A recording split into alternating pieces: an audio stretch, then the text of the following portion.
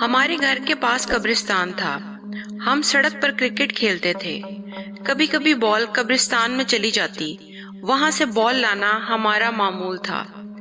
ایک دن ہمارا میچ لمبا ہو گیا، شام سے رات ہو گئی۔ سڑک کی لائٹس میں ہم کرکٹ کھیل رہے تھے۔ ہم سب اسی محلے میں رہتے تھے، اس لیے کسی بھی دوست نے دور نہیں جانا تھا۔ ہم نے میچ لگایا ہوا تھا، اس لیے ٹائم زیادہ لگ رہا تھا۔ ایک دوست نے محسوس کیا کہ ہم 6 دوستوں کے علاوہ بھی کچھ آوازیں آتی ہیں جب ہم آؤٹ کرتے ہیں یا سکور کرتے ہیں۔ ہم نے اس کی بات کو نظر انداز کیا۔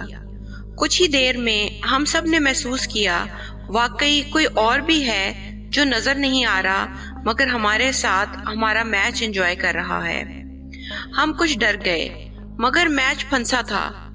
جیتنے والی ٹیم میچ مکمل کرنا چاہ رہی تھی اور ہارنے والی ٹیم میدان چھوڑ کر بھاگنا نہیں چاہ رہی تھی، ورنہ یہ داغ دھونا مشکل ہو جانا تھا۔ اس لیے میچ جاری رہا۔ ایک زوردار شاٹ کی وجہ سے بال سیدھی قبرستان میں گئی۔ ہم سب پہلے ہی ڈرے ہوئے تھے، اس لیے وہاں سے بال لانے سب گئے۔ بال آگے تو نہیں نظر آیا۔ ہم کچھ اور آگے گئے۔ لائٹ ہمارے پیچھے تھی، اس لیے ہمارے سائے زمین پر پڑ رہے تھے۔ ہم 6 لوگ تھے مگر ہم نے دیکھا ہم سب سے لمبا ایک 7واں سایہ بھی تھا۔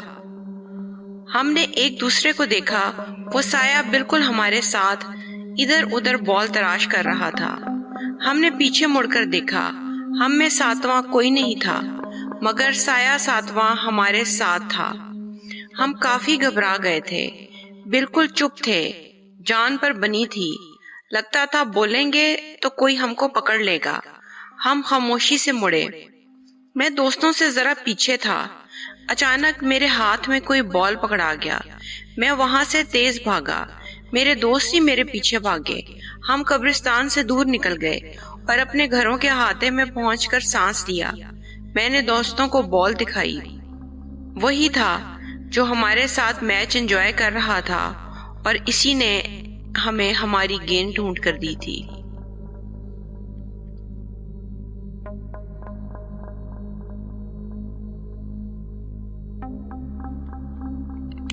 بہت پرانی بات ہے، جب ٹیلی فون نہیں ہوا کرتے تھے، ہمارے ہمسائے میں ایک بڑھیا رہتی تھی جس کا اچانک انتقال ہو گیا۔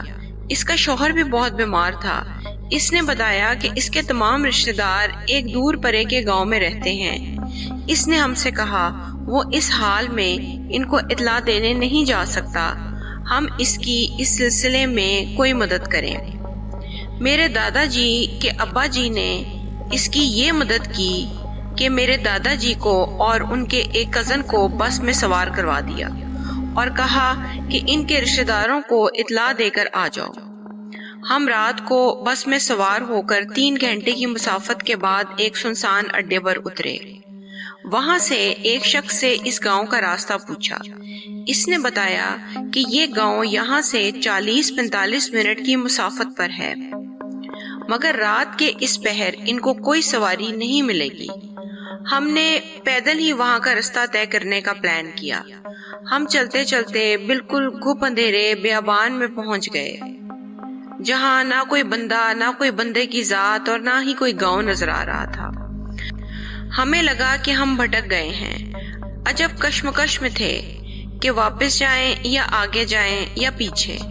اچانک ہمیں لگا کہ کوئی ہمارے پاس ہے۔ ہم نے ٹارچ کی روشنی میں دیکھا ایک شخص تھا جو حلیے سے بالکل دیہاتی نہیں لگ رہا تھا۔ ہم نے اس سے گاؤں کے بارے میں پوچھا۔ اس نے کہا کہ آپ درست راستے پر ہیں۔ ہم نے کہا ہم نے فلاں فلاں گھر میں جانا ہے۔ اس نے کہا آپ میرے ساتھ آئیں۔ وہ شخص ہمیں گھماتا ہوا بالآخر ایک گاؤں پہنچ گیا۔ اس نے ہم سے کوئی بات نہیں کی، یہاں تک کہ ہمارے کسی سوال کا جواب بھی نہیں دیا۔ گاؤں میں کہیں کہیں گھروں سے روشنی نکل رہی تھی۔ اس نے ایک گھر کے سامنے جا کر اس کا دروازہ کھٹکھٹایا۔ دروازہ کھلا تو بات چیت سے معلوم ہوا کہ ہم درست جگہ پہنچے ہیں۔ ہم نے ان کو فوتگی کی اطلاع دی۔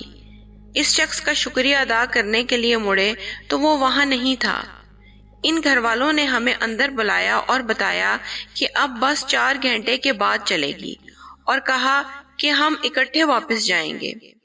ہم نے اندر بیٹھتے ہی اس شخص کے بارے میں بتایا۔ گاؤں والوں نے بتایا کہ وہ ان کے گاؤں کا نہیں ہے، کبھی وہ بھی مسافر تھا جو رستے میں کسی حادثے کا شکار ہو گیا تھا۔ وہ بہت سے مسافروں کو رستہ دکھا چکا ہے۔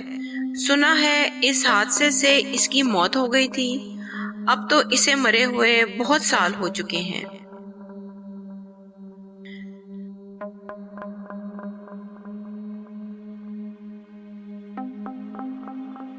میں کالج میں تھا تو میرا مشغلہ ہوتا تھا کہ میں کمرے میں اندھیرا کر کے ڈیک لگایا کرتا تھا۔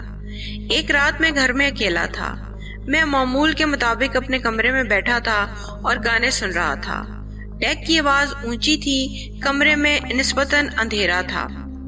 میرے کمرے میں ایک کھڑکی تھی جو گھر کی پچھلی طرف کھلتی تھی۔ یہ کھڑکی میرے بیڈ سے پیچھے تھی، سامنے ایک قداور شیشہ لگا تھا۔ اس شیشے میں کھڑکی سے باہر کا منظر نظر آتا تھا۔ میں اپنے خیالوں میں گم بیٹھا میوزک سے لطف اندوز ہو رہا تھا اور بے خیالی میں شیشے کی طرف ہی دیکھ رہا تھا۔ اچانک میں نے شیشے میں کھڑکی سے باہر سے گزرتی ہوئی کسی چیز کا عکس دیکھا جو تیزی سے گزر گئی، جیسے بجلی کونتی ہے۔ میں کھٹک گیا، دل زور زور سے دھڑکنے لگا۔ زیادہ خوفناک لمحہ وہ تھا جب مجھے محسوس ہوا کہ وہ سایہ واپس آیا اور کھڑکی میں چند سیکنڈ رکا اور اس نے اندر دیکھا۔ یہ سب ایک آدھ لمحے کے لیے ہوا، مگر یہ اتنا خوفناک تھا کہ آج بھی اسے سناتے ہوئے مجھے سنسنی محسوس ہو رہی ہے۔